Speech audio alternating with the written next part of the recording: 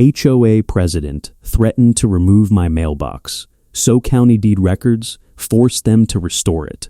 This is the story of how one woman used a forgotten county deed to take her neighborhood back. It started with a neon orange sticker, the kind that looks like a cheap price tag but carries the weight of a legal summons. It was slapped right across the cedar wood of my mailbox, obscuring the brass numbers my husband Arthur had polished every Sunday for 30 years. The sticker claimed my mailbox was a non-conforming structure and gave me 48 hours to remove it, or the H.O.A. would do it for me, at my expense. My name is Alina Vance. I'm a retired elementary school librarian, and I've lived in the Whispering Pines subdivision since the first shovel hit the dirt in 1994. Since Arthur passed away 3 years ago, I've done my best to keep the property exactly as he loved it. I'm not a woman who looks for a fight. I prefer the quiet company of my garden and the morning paper. I've always paid my dues on time and never missed a single lawn of the month requirement. But when I saw Regina Thorne, our H.O.A. president, standing on the sidewalk with a clipboard the next morning, I knew this wasn't a simple misunderstanding. Regina moved in 2 years ago and has been on a crusade to modernize our street into a uniform, sterile row of black plastic mailboxes and gray siding. She looked at my hand-carved cedar post as if it were a pile of refuse. "It's about the aesthetic integrity of the block, Alina," she told me, her voice tight and rehearsed. "We're moving toward a unified look. Yours is the last wooden post left, and frankly, it's an eyesore." I received the formal certified letter that afternoon. It wasn't just a request, it was a demand, backed by a daily fine that would start Monday morning. The following morning, I stood by my mailbox, tracing the grain of the cedar. This wasn't just wood and mail. Arthur had carved our house number into the post the day we moved in. It was a piece of our history. Regina Thorne didn't wait for Monday to apply the pressure. By Saturday afternoon, she was back, this time with the H.O.A. property manager, a man named Marcus, who looked like he'd rather be anywhere else. They didn't knock on my door, they simply stood at the edge of my driveway, pointing at my mailbox and taking photos. "Elena," Regina called out as I stepped onto my porch. Her tone was patronizingly sweet. "We've checked the current bylaws. Section 4.2 states all roadside structures must be of an approved uniform material. Wood isn't on the list anymore. We're just trying to help you avoid a lien on the house." A lien? I felt a cold shiver. I had never owed anyone a penny in my life. For a mailbox that's been here for 30 years? "Times change, dear," she said, tapping her clipboard. "And so do the rules. We have a contractor coming through on Wednesday to install the new black polymer units for the whole street. If yours is still standing, we'll have to charge you for the removal and the disposal fee." My neighbor from 2 doors down, Sarah, walked over after Regina left. Sarah is a young nurse who always checks on me during storms. She looked worried. "She's doing this to everyone, Elena. She told the Miller family they had to tear down their birdhouse because it invited pests.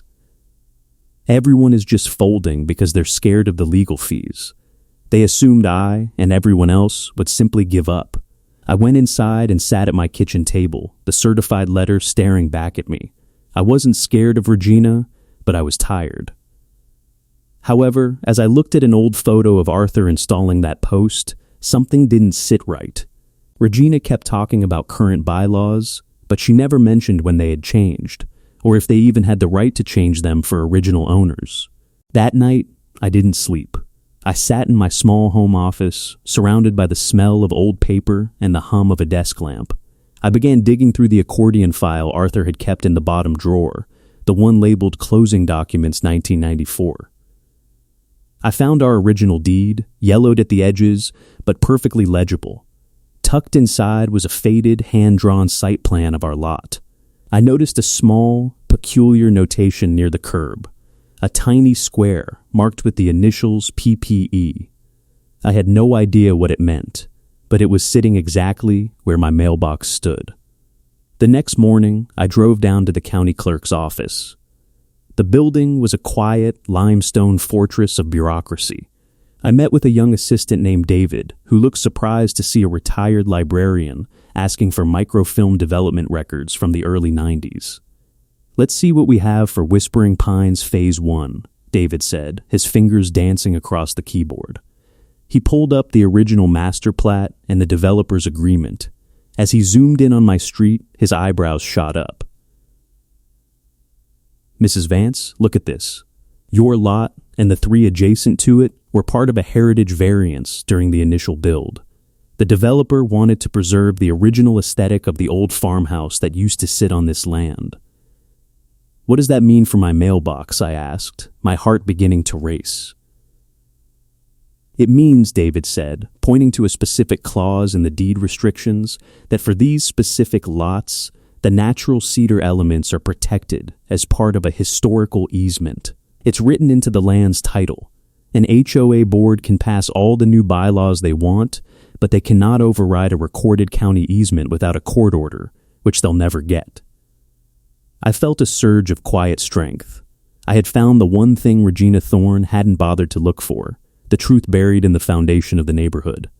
I thanked David, took my certified copies, and headed home.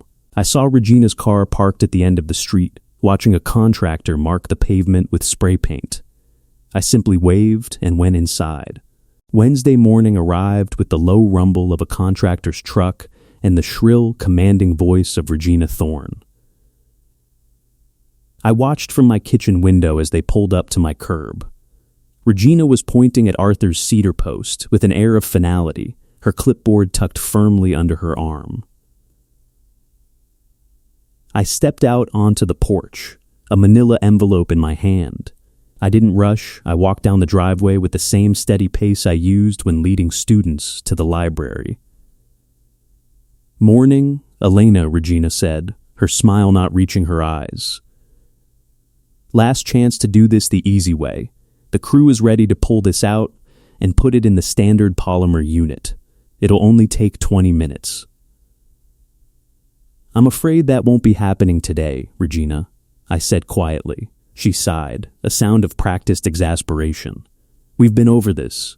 The board has the authority to update the community standards.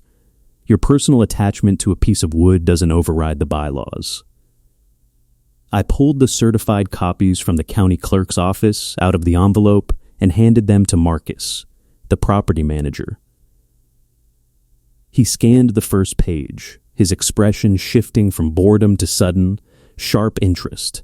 "This is a heritage variance, Regina," Marcus said, his voice dropping an octave.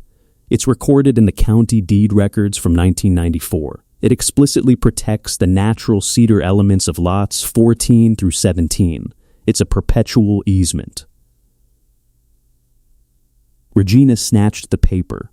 Her face went a mottled shade of red as she read the clerk's seal and the specific legal coordinates.